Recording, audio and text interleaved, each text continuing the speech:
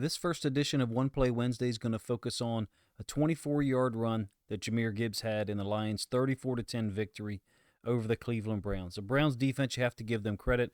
They stopped or slowed down the run game for large portions of the first half. Gibbs did finish with 86 yards on 11 carries. David Montgomery, not so lucky. 9 total carries on the offensive side and 12 yards. I thought Cleveland did a nice job slowing down those two guys who've been extremely dominant for various parts of the early season of 2025. This first play that we'll talk about, I'll run it through one time. We'll call it an 11 personnel fold scheme. 11 personnel with the 3 wide receivers up to the top side of our screen. It's a 1st and 10 early in the second quarter. Detroit actually ends up punting on this play. Let's get this motion by St. Brown out of here.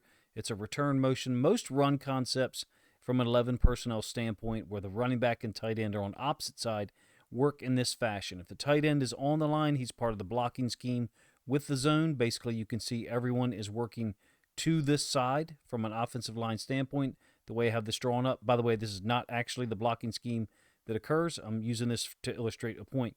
If the tight end is off the line, then you're talking about split zone. The tight end will be moving opposite of the running back's flow and possibly kick out an edge defender. That's not what happens here. St. Brown motions across, and he's going to pull one of the DBs with him. This is very similar to a lot of stuff that the Ravens have tried to do to the Browns defense for years. Basically create motion and then run in the opposite direction. St. Brown's motion is obviously not full speed. So I'm going to talk about how this gets blocked by the left guard and the left tackle. It's a fold blocking scheme. So that's Decker, who's working up here to the inside linebacker level. And Gibbs is going to burst downfield behind that block. It functions as a lead block, as if a fullback is in the backfield. There is no fullback in the backfield. It's 11 personnel. St. Brown is motioning out of there, so there's only one back in the backfield. How are they getting this accomplished? Well, the left guard, left tackle are folding it. Meanwhile, Sam Laporta is working on the edge defender, Myles Garrett, who kind of sidesteps him really quickly. But nonetheless, I guess you could describe it as almost runs himself out of the play. But check out how they're getting this done with the left guard and left tackle. So they're base blocking with the left guard here on the defensive tackle, and then Decker is folding or stepping inside to go get the Mike backer. It's a really nice job by Tate Ratledge on the other side at right guard. When we give you the end zone angle, you'll see what I mean. Ends up going for 24 yards to Gibbs. One of the few times that they were able to really get loose against this Browns defense. Most run concepts, whether it's 11 personnel or otherwise, are direct flow. In this case, there's no fullback here to lead, but just want to use this for comparison purposes. The Browns do a great job of matching your threats into the boundary. For the Ravens, we normally had one tight end into the boundary, and they would just roll up a safety. Here, there's 2 tight ends, and Cleveland has rolled up a safety and an inside linebacker. Essentially, you add 2, we add 2. They want to match numbers. It's a direct flow run concept off tackle. This is late in the first quarter. Jahmyr Gibbs scores. It's a really nice job, I think, on the backside here of trying to close off defenders. I think that's Malik Collins.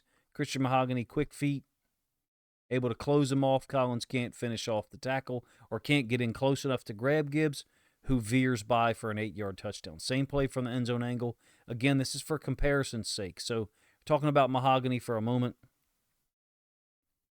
Kind of out-leveraged by the defensive tackle, but his first step is going to help him win. To the play side, Goff maybe a step slow getting out of there with his foot. And it's a really nice compare this. Actually, I want to make a point about this. The Lions, when you watch their plays, whether it's special teams, offense, defense, whatever, you've just got guys playing with tremendous effort. It reminds me of a kickoff coverage that I talked about in the Jack Campbell video that I put out yesterday, whereby you just see tremendous effort from everyone trying to get to the football, and the Lions just make no bones about it. They're going to out-effort you. They're going to out-physical you as best they can, and I think they did that to this Browns defense. Gibbs, on a direct flow concept, ends up bouncing it outside. How does that compare to the concept that I just showed you, the fold blocking scheme as I described it? So we're talking about how this gets done with this defensive tackle, and Detroit is able to create a lead blocker to get up to number 43. 11 personnel run game.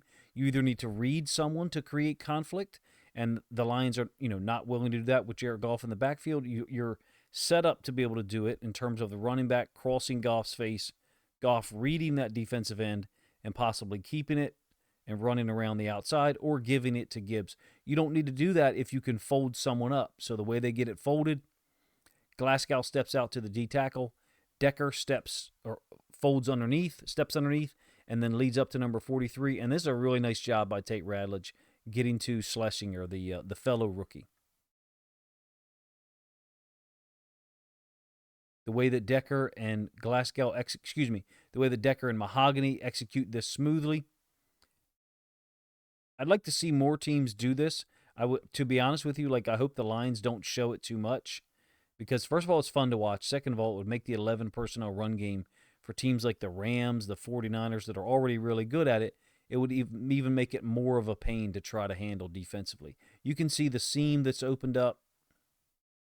Glasgow and Radledge comboing 93, and then Radledge getting up to Schlesinger, kind of holding him out of the window to allow Gibbs to burst downhill. It's a really unique scheme. It's not that never seen fold schemes before, but to see it used at the NFL level in this way with such quick execution is exceedingly rare. Jahmyr Gibbs seems to be the perfect guy. Not that Montgomery doesn't have burst, but seems to be the perfect guy for these types of setups, in that if you can get one guy just to front up one of the inside linebackers against a nickel 4-2-5 personnel, Gibbs has got the ability to go from second to fifth gear immediately and get through the lane like you saw here. It's a somewhat unique blocking scheme at normal levels of football, like high school and perhaps college. You very rarely see fold schemes in the NFL. Typically, it's called pin pull if it's to the outside or off tackle, or it's a wham trap block, somewhat similar looking scheme that the Ravens and the Lions both use typically to their right. You guys let me know what you think of the first One Play Wednesday video of the week. I'll have a second one on the Lions defense out later Monday afternoon. Appreciate you guys' time.